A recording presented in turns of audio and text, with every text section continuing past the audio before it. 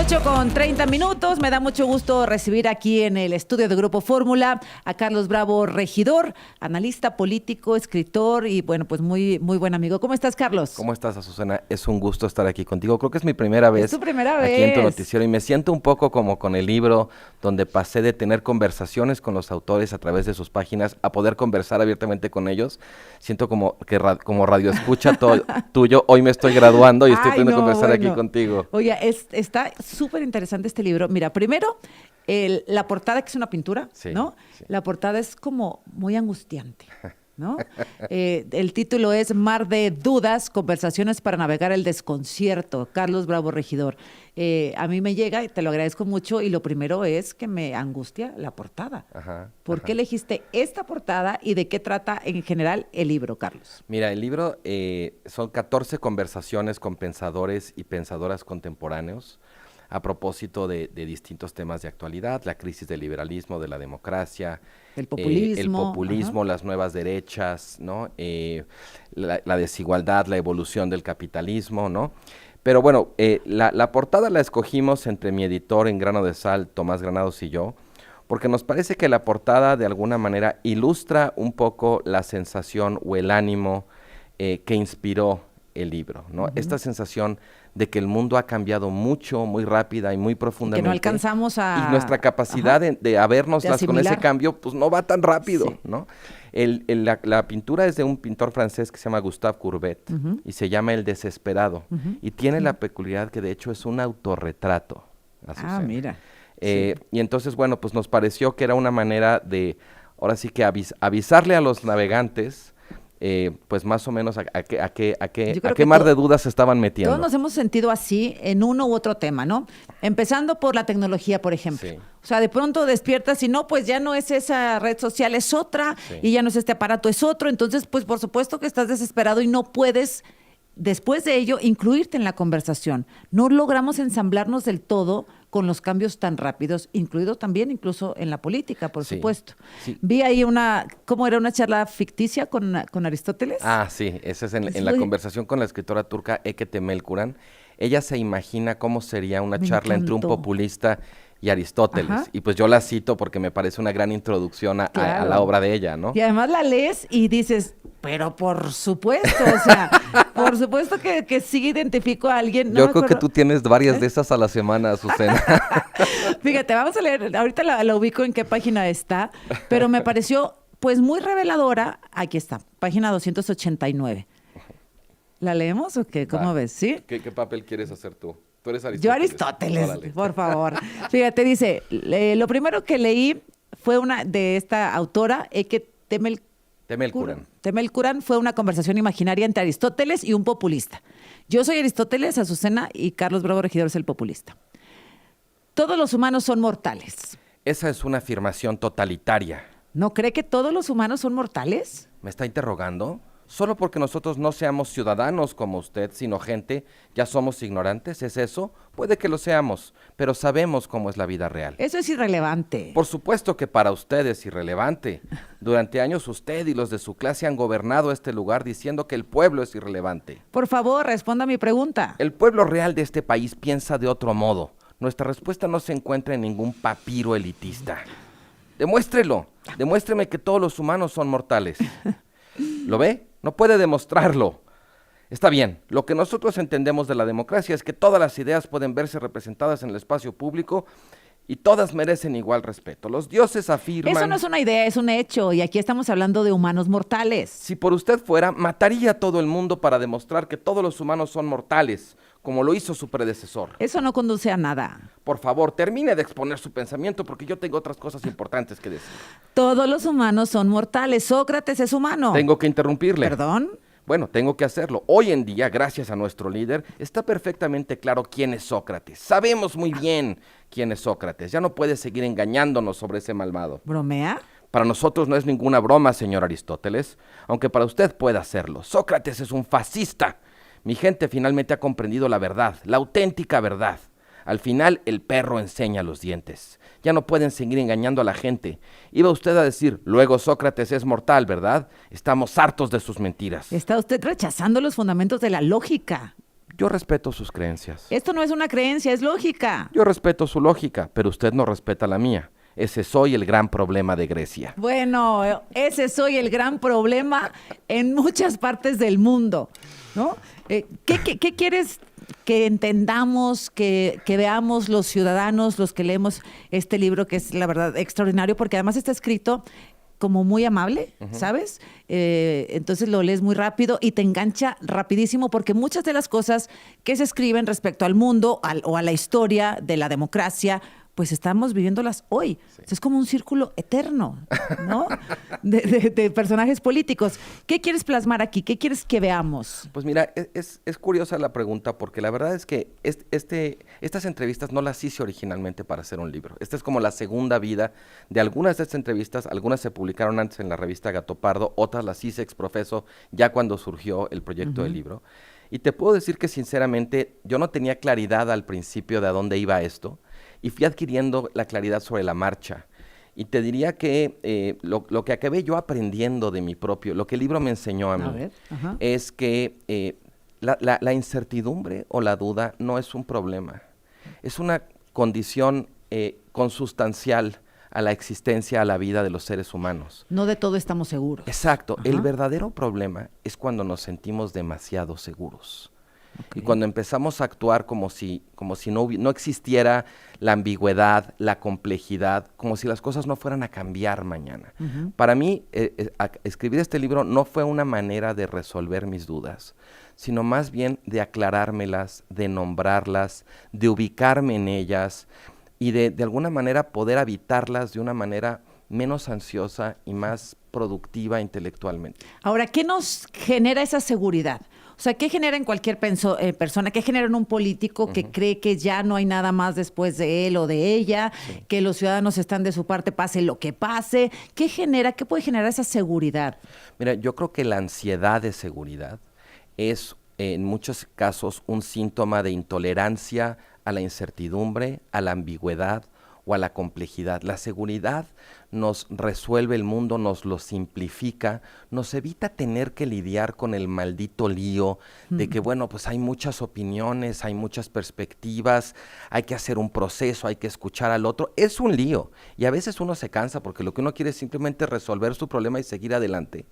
Pero bueno, digamos... Pero la seguridad siempre es artificial, ¿no?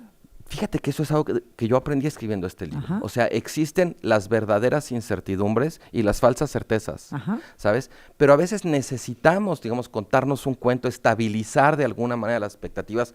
No podemos preguntárnoslo todo el tiempo. O sea, hay momentos en los que dejamos de hacernos ciertas preguntas y actuamos como si eso constituyera ya algo de lo que estamos seguros. Pero si algo nos está enseñando el mundo contemporáneo, es que muchas de esas cosas de las que nos sentíamos seguros, pues ya dejaron de ser válidas, ya no aplican como antes. Pues por ejemplo, ¿te acuerdas en los 90 esta idea de que, bueno, ya cayó el muro de Berlín, ganó la democracia liberal, la economía de mercado, la cultura de los derechos humanos?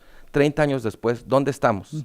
¿No? Casi al final del libro entrevisto, de hecho, a Francis Fukuyama, al famoso autor del fin de la historia de esa tesis, ¿no?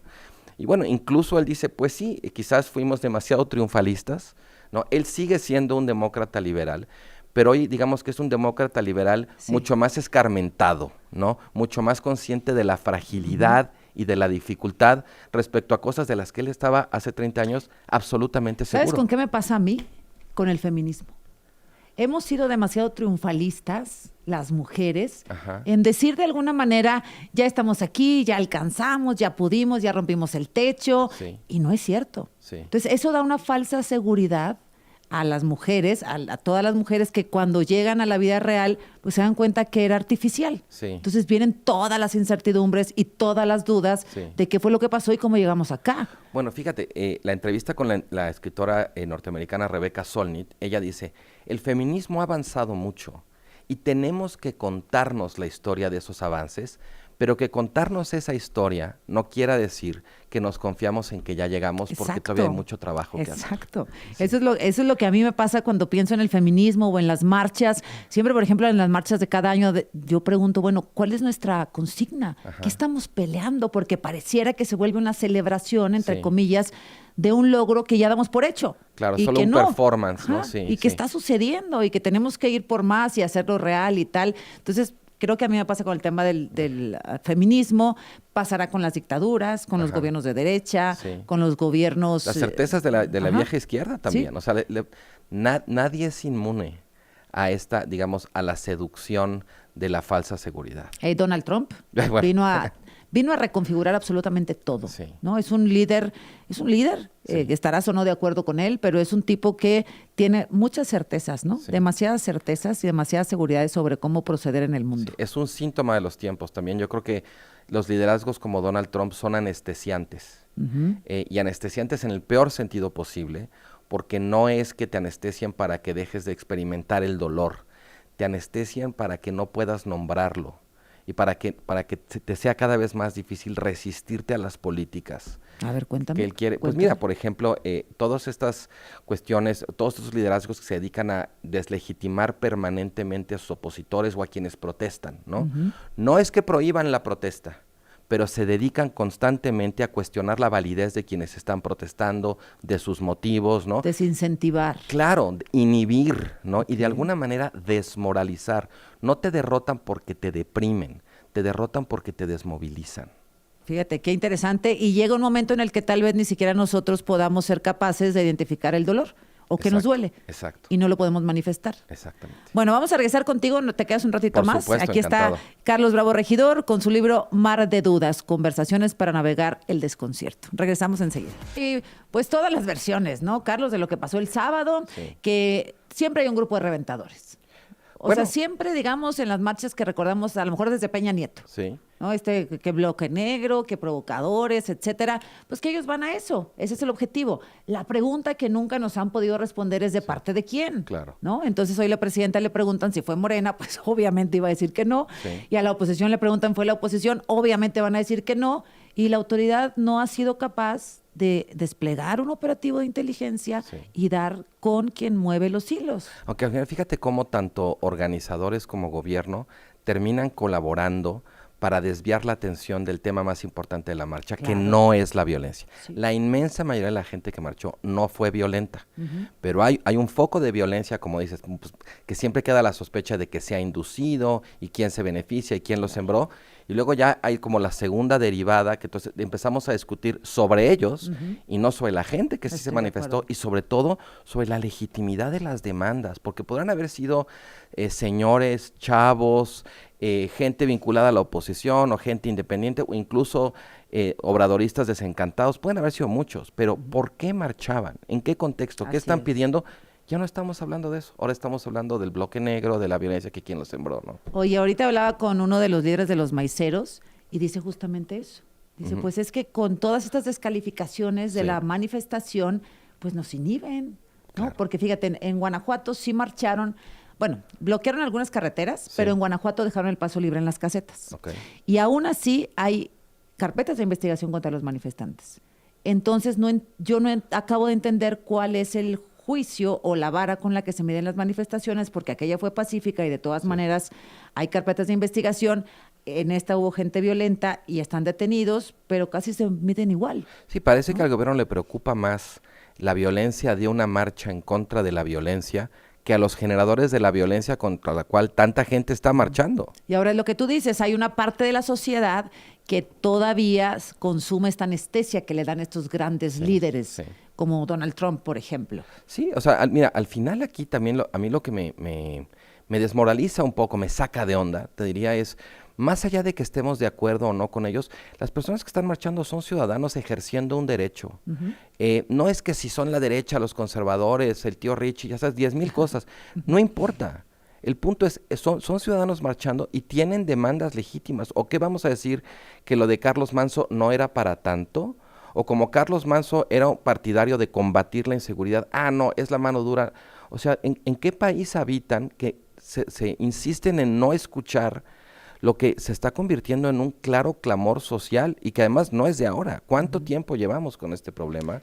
¿Y cuántos gobiernos, pues, bien o mal, no acaban de darle la vuelta? Ahora, estamos viviendo, Carlos, no sé, el fin de una era política, o sea, estamos en esa transición y el inicio de otro tipo de liderazgos, de otro tipo de conversaciones mundiales, o sea, México incluido, por supuesto. Sí, desde luego. Yo creo que en efecto, como dice la última entrevista del libro con el intelectual búlgaro Iván Krastev, estamos ante el fin de una era, ¿no? Donde queda muy claro, me parece, que ya no funciona, pero no tan claro entonces que sí, ¿no? Y esto es interesante también porque de pronto hay cierta desmoralización en las oposiciones, porque si no, ya llegaron a esto, se van a quedar para siempre.